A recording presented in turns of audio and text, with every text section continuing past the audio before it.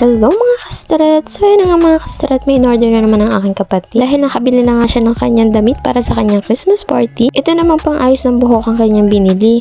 Aba naman, matagal din namin tong inantay. Akala ko nga abutin pa to ng Christmas party ng kapatid ko. Buti nga at dumating na ito kasi araw-araw na ako kinulit ng kapatid ko. Sa balik kulay lavender nga pala ang napili ng kapatid ko at saka medyo malaki siya.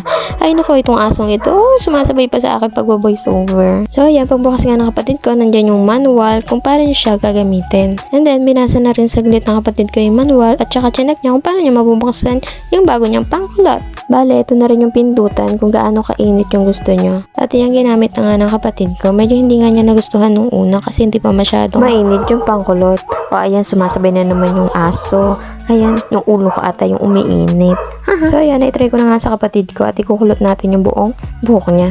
So ayan mga kastaret, testing lang itong ginagawa namin. Tinitingnan lang namin itong product na nabili namin kung gumagana ba talaga. So ayan nga palang product na yan na pangkulot ay nabili namin sa aking TikTok shop. Kaya kung gusto nyo rin bumili niyan, click nyo lang yung aking yellow basket mga kastaret. So bali hindi lang ulo ng kapatid ko ang umiinit dyan. Aba, umiinit din yung kamay ko. Sobrang init kaya ang hirap din pala magkulot ng ganito mga kastaret. So ayan na nga mga kastaret, malapit na yung matapos. O diba, ang ganda din naman ang pagkakakulot niya. Testing pa lang yan mga kastaret ha, binara-bara ko lang yan. Pero ang ganda talaga. Click nyo na yung aking yellow basket yan mga kastaret at para kumulot na rin yung mga buhok niya.